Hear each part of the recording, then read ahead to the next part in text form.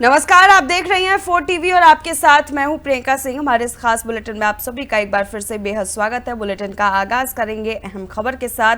पहला रुख विदेश मंत्री की ओर, जहां पर एस जयशंकर ने नीदरलैंड के प्रधानमंत्री डिक शूफ से मुलाकात की और प्रधानमंत्री नरेंद्र मोदी की ओर से शुभकामनाएं दी। जयशंकर ने एक्स पर लिखा कि उन्होंने आतंकवाद के खिलाफ नीदरलैंड के मजबूत रुख की सराहना की और भारत नीदरलैंड साझेदारी को और ऊंचाइयों पर ले जाने की प्रतिबद्धता जताई। उन्होंने कहा कि दोनों देशों की टीमें मिलाकर काम करेगी ताकि इस रणनीतिक सहयोग को और मजबूत किया जा सके।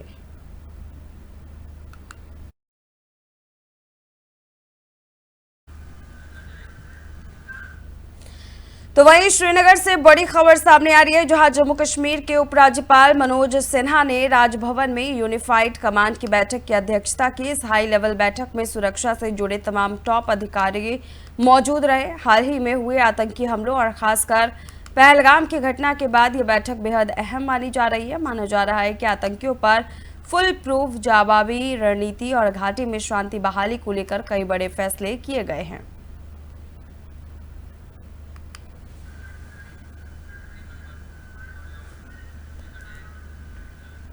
तो वही कर्नाटक के विजयनगर में आज कांग्रेस का बड़ा जमावड़ा देखने को मिला। लोकसभा में विपक्ष के नेता राहुल गांधी और कांग्रेस अध्यक्ष मल्लिकार्जुन खड़गे जैसे बड़े नेता जब जिंदल हवाई अड्डे पर पहुंचे तो मुख्यमंत्री सिद्धारमैया और कई वरिष्ठ नेताओं ने उनका गर्मजोशी से स्वागत किया। ये दौरा सिर्फ एक औपचारिक मुलाकात नहीं बल्कि कांग्रेस की एकजुटता और संगठनात्मक शक्ति का प्रतीक बन गई।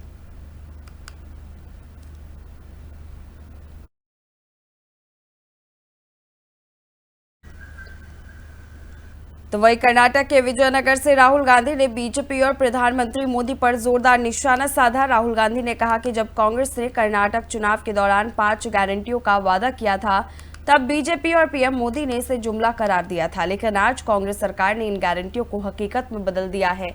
राहुल ने खासतौर पर गृह लक्ष्मी योजना और गृह ज्योति योजना का जिक्र किया, जिनके तहत 1 करोड़ महिलाओं को हर महीने 2000 रुपए और करोड़ों परिवार को 200 यूनिट मुफ्त बिजली दी जा रही है। राहुल गांधी का यह बयान आने वाले लोकसभा चुनाव के लिए कांग्रेस की पिच तैयार करता दिख रहा है। कांग्रेस पार्टी की सरकार को 2 साल पूरे हुए हैं। कर्नाटक राज्यದಲ್ಲಿ ಕಾಂಗ್ರೆಸ್ ಸರ್ಕಾರ 2 ವರ್ಷದ ಅವಧಿನ ಈಗ ಪೂರ ಮಾಡಿದೆ और हमने चुनाव के समय आपसे वायदे किए थे। ನಾವು ಕೂಡ ಚುನಾವಣೆಯ ಸಂದರ್ಭದಲ್ಲಿ ತಮ್ಮೆಲ್ಲರಿಗೂ ಕೂಡ ಹಲವಾರು ಆಶ್ವಾಸನೆಗಳನ್ನ ಕೊಟ್ಟಿದ್ದೆವು। 5 गारंटी देने के वायदे किए थे। 4 ಗ್ಯಾರಂಟಿಗಳು ಕೊಡಂತ ನಿಮಗೆ ಆಶ್ವಾಸನೆ ನಾವು ಕೊಟ್ಟಿದ್ವು। बीजेपी के लोगों ने कहा। तो वही कर्नाटक के विजयनगर में एक जनसभा को संबोधित करते हुए कांग्रेस सांसद और कांग्रेस से लोकसभा में विपक्ष के नेता राहुल गांधी ने भारतीय जनता पार्टी पर तीखा हमला बोला। उन्होंने कहा कि बीजेपी का मॉडल देश की दौलत 2-3 अरबपतियों को सौंप देने का मॉडल है, जो गांव और कस्बों में पैसा खर्च नहीं करते, जिससे आम लोगों तक लाभ नहीं पहुंचता। राहुल गांधी ने दावा किया कि कांग्रेस का मॉडल रोजगार पैदा करता है जबकि बीजेपी का मॉडल रोजगार खत्म करता है। उन्होंने कहा कि बीजेपी की नीतियों में अगर आम आदमी बीमार हो जाए तो इलाज के लिए कर्ज में डूबना पड़ता है, जबकि कांग्रेस की योजनाओं में उसी आम आदमी की जेब में इलाज के पैसे होते हैं। ये भाषण साफ तौर पर 2024 के बाद की नीति और 2025 की चुनावी रणनीति को लेकर राहुल गांधी का बड़ा राजनीतिक संदेश माना जा रहा है।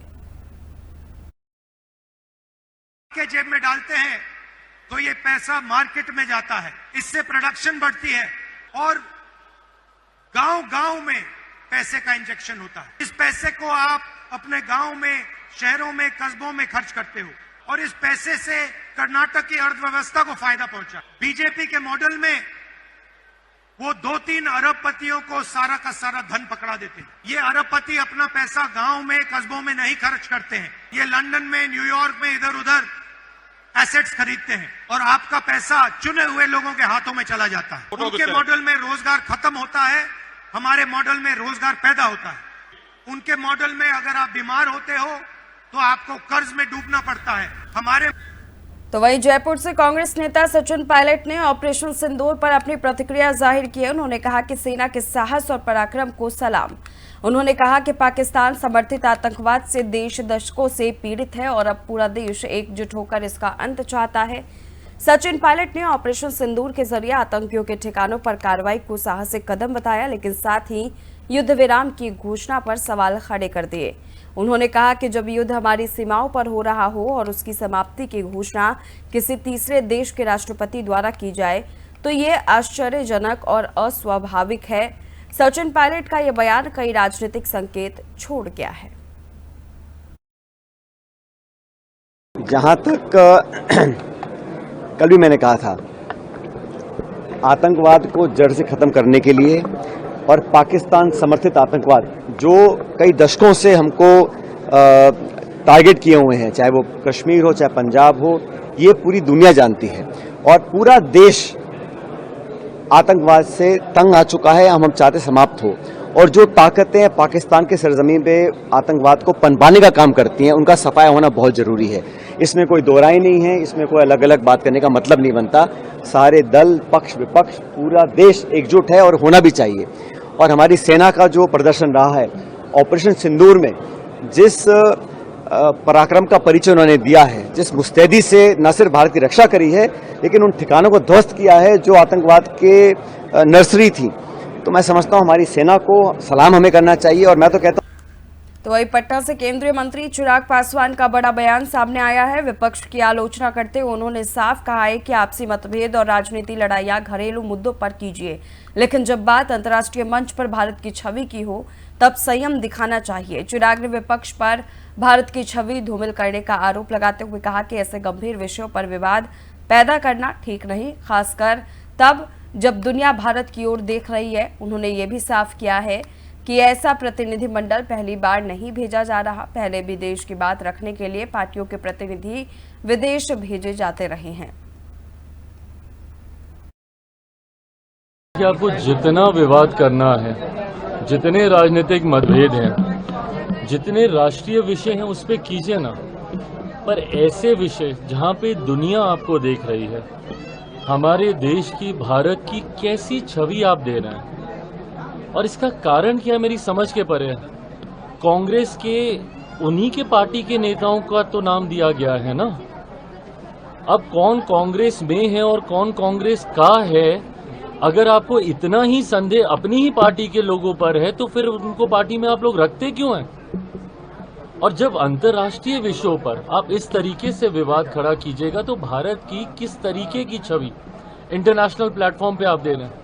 शिवसेना से भी जो उद्धव ग्रुप है, उनकी पार्टी के जिस सदस्य का नाम दिया गया है, उनको तो रोज चैनल पे ये कहते हैं कि जाइए पार्टी का पक्ष रखिए, और उसके बाद आपको उस नाम पे विवाद हो रहा है।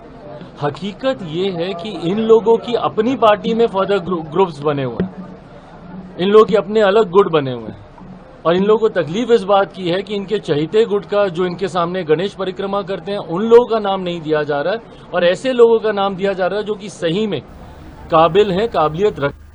तो वहीं एक्स पर तृणमूल कांग्रेस ने एक अहम ऐलान किया है। पार्टी की पोस्ट के मुताबिक टीएमसी अध्यक्ष ममता बनर्जी ने आतंकवाद के खिलाफ भारत के वैश्विक अभियान में शामिल होने के लिए पार्टी के राष्ट्रीय महासचिव अभिषेक बनर्जी को सर्वदलीय प्रतिनिधिमंडल में नामित किया है। ये निर्णय न केवल पार्टी की अंतर्राष्ट्रीय मंच पर भूमिका को दर्शाता है, बल्कि ये भी बताता है कि आतंकवाद के खिलाफ भारत की मुहिम में टीएमसी पूरी मजबूती के साथ खड़ी है।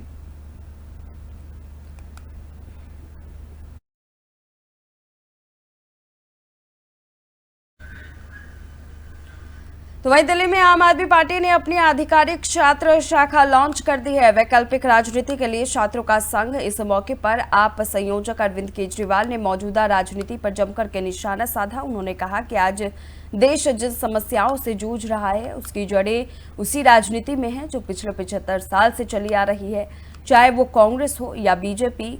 उन्होंने दावा किया कि जब दिल्ली में आपकी सरकार थी तब 24 घंटे बिजली मिलती थी, लेकिन अब कटौती हो रही है। केजरीवाल ने साफ कहा है कि आप वैकल्पिक राजनीति की बात करती है जहां शिक्षा और स्वास्थ्य प्राथमिकता हो, लेकिन मौजूदा सरकार इन बुनियादी चीजों को ही बर्बाद करने में लगी है।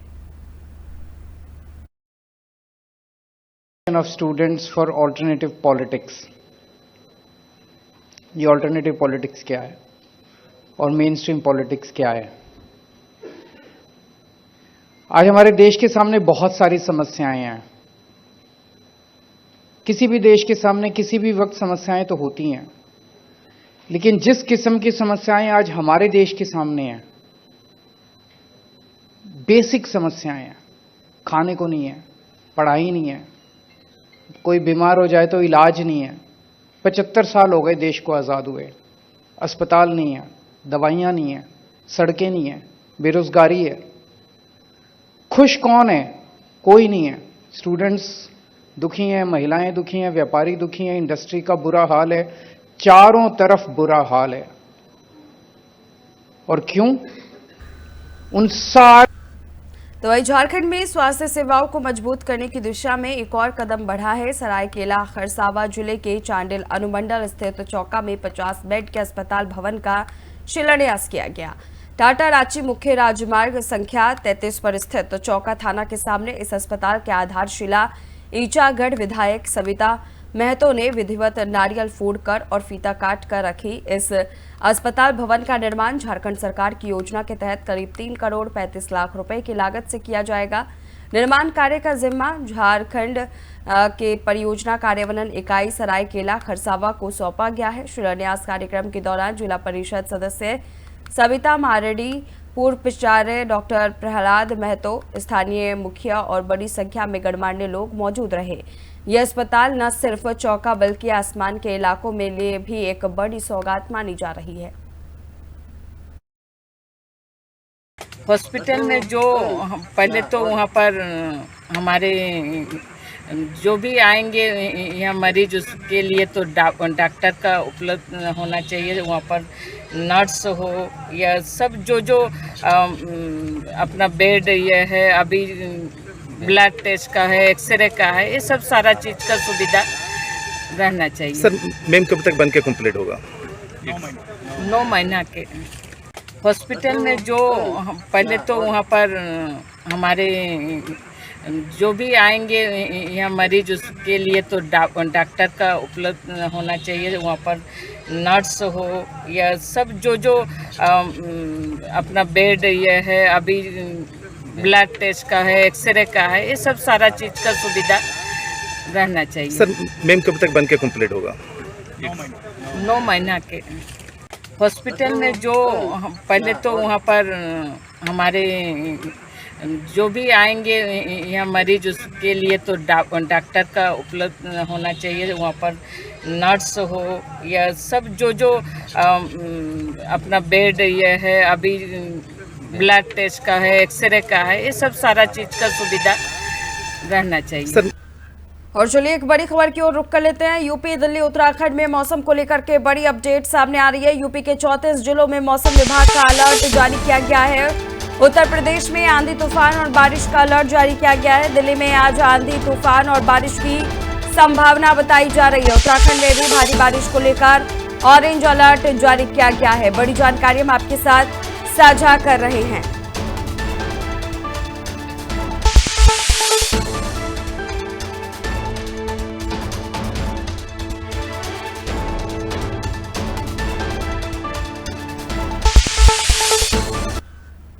जो भरा नहीं है भावों से, जिसमें बहती रसधार नहीं, वो हृदय नहीं है, पत्थर है जिसमें स्वदेश का प्यार नहीं। पद्म भूषण मैथिली शरण गुप्ता की कविता आज देश के उस गद्दार पर सटीक बैठती है जिसका नाम ज्योति है। और इसी को लेकर के हमने एक खास रिपोर्ट तैयार किया है। रिपोर्ट देखिए। हरियाणा पुलिस ने बीते दिन ट्रैवल ब्लॉगर ज्योति रानी, जिसकी उम्र महज 33 साल है, को ऑपरेशन सिंदूर के दौरान पाकिस्तानी खुफिया एजेंसियों के लिए जासूसी करने के गंभीर आरोप में गिरफ्तार किया है। पुलिस के अनुसार ज्योति दिल्ली में स्थित पाकिस्तान उच्चायोग के एक अधिकारी के साथ संवेदनशील जानकारी साझा कर रही थी। कौन है ज्योति रानी? ज्योति रानी का प्रोफेशनल सफर। ज्योति को लग्जरी लाइफस्टाइल का था शौक। जरूरत ने गलत रास्ते की ओर बढ़ाया। आपको बता दें कि हिसार की न्यू अग्रसेन कॉलोनी निवासी ज्योति रानी पहले एक कोचिंग इंस्टीट्यूट में रिसेप्शनिस्ट के रूप में काम करती थी। इसके बाद उन्होंने हिसार के एक निजी स्कूल में पढ़ाना शुरू किया, लेकिन वहां उसने ज्यादा समय नहीं बिताया। इसके बाद उसने राजकीय कॉलेज के पास एक निजी ऑफिस में रिसेप्शनिस्ट की नौकरी फिर से शुरू की और कोरोना काल में गुरुग्राम की नौकरी छोड़कर जब वे हिसार लौटी तब उन्होंने सोशल मीडिया पर यूट्यूब वीडियो बनाना शुरू किया। आपको बता दें कि ज्योति को लग्जरी लाइफ जीने का शौक था। उनके पिता बिजली वितरण निगम से सेवानिवृत्त है। ज्योति इनकी इकलौती संतान है। साथ ही ज्योति का पति से तलाक हो चुका है और अपनी आय को बढ़ाने के लिए वह लगातार प्रयास कर रही थी। कभी यहाँ कभी वहाँ अपना हाथ पैर चला रही थी, लेकिन उसकी जरूरत उसकी आय से अधिक थी, इसलिए उसने इसे पूरा करने के लिए गलत रास्तों का चयन किया। ट्रैवल ब्लॉगिंग से करियर, सोशल मीडिया स्टार बनी ज्योति रानी, पाकिस्तान यात्रा से चर्चा में आई। फेम के पीछे की सच्चाई, कर्मों का हिसाब सबका होगा। लेकिन उससे पहले आपको बता दें कि ज्योति रानी ने यूट्यूब चैनल ट्रैवल विद जो शुरू किया, जिसमें उनके लगभग 3.77 लाख सब्सक्राइबर हैं। वहीं उसके इंस्टाग्राम अकाउंट पर 1.31 लाख फॉलोअर्स हैं, जिस पर वह देश विदेश की यात्राओं की जानकारी और अनुभव साझा करती हैं। ज्योति ने पाकिस्तान सहित कई देशों की यात्रा की है, जहां उनके वीडियो में पाकिस्तान की सकारात्मक छवि दिखाई गई है कि दुनिया जिस तरह से पाकिस्तान के बारे में सोचती है, असल में पाकिस्तान वैसा नहीं है। लेकिन कहते हैं ना कि आपके कर्म हमेशा आपके साथ ही होता है, उससे आप छुटकारा नहीं पा सकते, और वही ज्योति के साथ भी हुआ है। जासूसी के आरोप और पाकिस्तानी खुफिया अधिकारियों से मुलाकात। पुलिस जांच में पता चला कि ज्योति ने 2018 में पासपोर्ट बनवाया और 3 साल पहले यूट्यूब चैनल बनाया था। 2023 में उन्होंने पाकिस्तान उच्चायोग से विजिटर वीजा प्राप्त किया था और पाकिस्तान उच्चायोग के अधिकारी एहसान उर रहीम उर्फ दानिश से संपर्क में आई। दानिश के कहने पर ही उसने पाकिस्तान में अली अहवान नामक व्यक्ति से मुलाकात की, जिसने उनकी यात्रा और ठहरने की व्यवस्था की।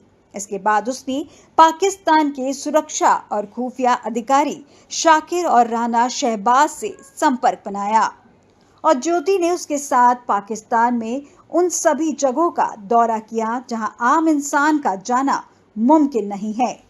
इसके बाद ज्योति ने शाकिर का मोबाइल नंबर भी लिया और संदेह से बचने के लिए उसे अपने मोबाइल में जट रंधावा के नाम से सेव कर लिया था। पुलिस के अनुसार ज्योति ने भारतीय सुरक्षा से जुड़ी संवेदनशील जानकारियां इन अधिकारियों के साथ साझा की और दानिश से लगातार संपर्क में रह रही थी। वहीं इस मामले को लेकर हरियाणा के मुख्यमंत्री नायब सिंह सैनी का कहना है कि इनके खिलाफ हमारी पुलिस कार्रवाई कर रही है। हमारे पड़ोसी देश यानी पाकिस्तान ने हमारे पर्यटकों को उन्हीं के परिवारों के सामने मौत के घाट उतार दिया था। आगे उन्होंने कहा कि नहीं, देखिए, जो इस प्रकार के हमारे सामने कोई विषय आते हैं उनके खिलाफ हमारी पुलिस कार्रवाई कर रही है और जो पकड़े गए हैं कि हमारे ही यहाँ देश में रह करके अपने एक ऐसे पड़ोसी देश, क्योंकि भारत की संस्कृति में, हमारे संस्कारों में, हमारे ऋषियों ने, संतों ने, हमारे गुरुओं ने हमें ये शिक्षा दी है कि हम अपने आप को भी और दूसरे को भी हम स्वस्थ और ठीक रखें, ये हमारे संस्कारों में है। परंतु जिस प्रकार का हमारे पड़ोसी देश ने नापाक इरादों से हमारे जो भारत के नागरिक थे, जो परिवार सहित घूमने के लिए जा रहे थे, किस प्रकार से टारगेट तरीके से उनके बच्चों के सामने मौत के घाट उतार दिया। देश में और भी गद्दार, यहाँ सिर्फ एक ज्योति की बात नहीं। संदिग्ध गतिविधि को ना करें नजरअंदाज। देश के दुश्मन हमारे बीच, गद्दारों के लिए कोई जगह नहीं। यह सिर्फ एक ज्योति का मामला नहीं है। क्या इस एक गद्दार को पकड़ने से सारे गद्दार खत्म हो जाएंगे? शायद इसका जवाब नहीं है। हमें खुद अपने आसपास के लोगों की पहचान करनी होगी और किसी भी संदिग्ध गतिविधि पर तुरंत कार्रवाई करनी होगी।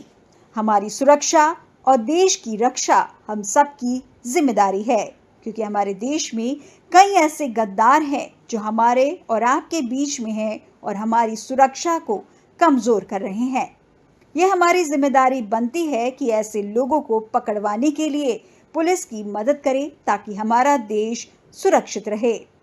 तो इस घटना से इतना तो समझने का मौका मिलता है कि हमारे देश की सुरक्षा हमारे लिए सबसे पहले है और किसी भी गद्दार का कोई स्थान नहीं हो सकता है। हरियाणा पुलिस ने बीते दिन ट्रैवल ब्लॉगर ज्योति रानी आज सबसे बड़ा सवाल लोगों के मन में है कि देश को आखिर सुरक्षित कैसा रखा जाए जब गद्दार अपनों के बीच में हो। आखिर मन की मर्यादा सिर्फ पैसों तक सिमट करके रह गई हो तो लोगों को किस तरह से पहचाना जाए, इसी को लेकर हमने ये रिपोर्ट तैयार की है। इस रिपोर्ट को देखिए।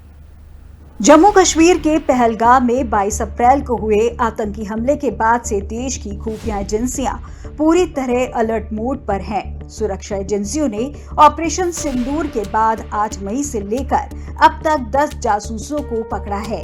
ये सभी पाकिस्तान के साथ संवेदनशील जानकारियों को शेयर कर रहे थे। सुरक्षा एजेंसियां कई और लोगों का पता लगा रही हैं जिनके तार पाकिस्तान से जुड़े हो सकते हैं। सबसे पहले पंजाब से 2 जासूस गजाला और यमीन मोहम्मद पकड़े गए। बता दें कि पंजाब की मलेरकोटला पुलिस ने इन दोनों जासूसों को गिरफ्तार किया था और इन दोनों की गिरफ्तारी के बाद सामने आया कि नई दिल्ली स्थित पाकिस्तान हाई कमीशन में काम करने वाला दानिश उनसे मिलता रहता था। ये पाकिस्तान का वीजा लगवाने उसके पास जाते थे और इतना ही नहीं, दानिश के द्वारा उनके मोबाइल पर पैसे भी ऑनलाइन ट्रांसफर किए गए हैं। इसके साथ ही पंजाब पुलिस ने 14 मई को पाकिस्तान के लिए जासूसी करने वाले नोमान इलाही को गिरफ्तार किया। नोमान से अभी भी पूछताछ की जा रही है।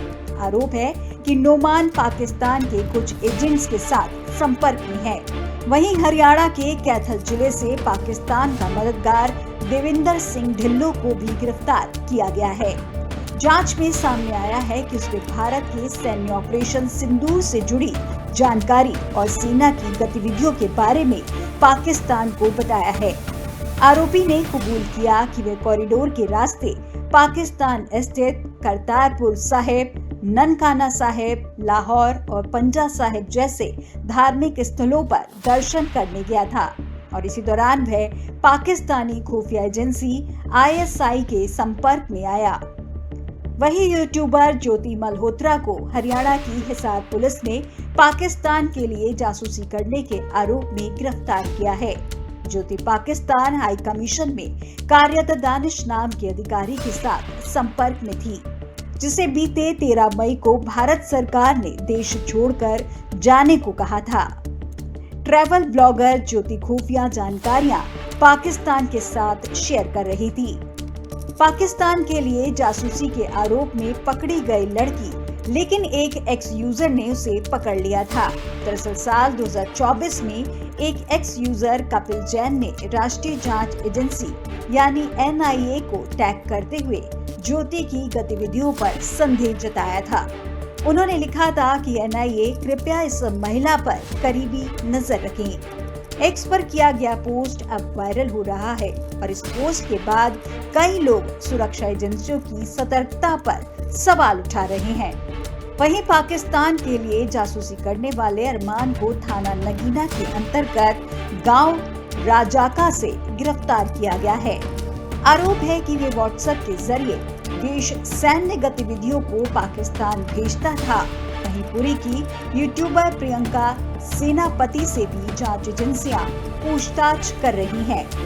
दरअसल सितंबर 2024 में ज्योति मल्होत्रा पुरी गई थी और इस दौरान वह प्रियंका से मिली थी।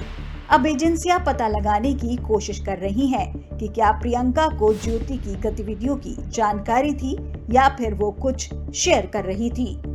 यूट्यूबर नवांकुर चौधरी पर भी पाकिस्तान के लिए जासूसी करने का आरोप लगा है। पुलिस इस मामले की जांच कर रही है। हालांकि उसने अपने ऊपर लगे सभी आरोपों से इनकार किया है। उत्तर प्रदेश के रामपुर के एक बिजनेसमैन शहजाद को स्पेशल टास्क फोर्स यानी एसटीएफ ने मुरादाबाद से गिरफ्तार किया है। एसटीएफ ने बताया कि उसने राष्ट्रीय सुरक्षा से जुड़ी संवेदनशील जानकारी अपने आकाओं को दी थी। मैं कई बार पाकिस्तान जा चुका था और कथित तौर पर कपड़े और मसालों की तस्करी में शामिल था। और अंत में मोहम्मद मुर्तजा अली को गुजरात पुलिस ने जालंधर में छापेमारी के दौरान गिरफ्तार किया था। उसकी गिरफ्तारी खुफिया जानकारी के आधार पर की गई थी कि वह पाकिस्तान की आईएसआई के लिए जासूसी कर रहा था। उसके पास से 4 मोबाइल फोन और 3 सिम कार्ड बरामद किए गए हैं।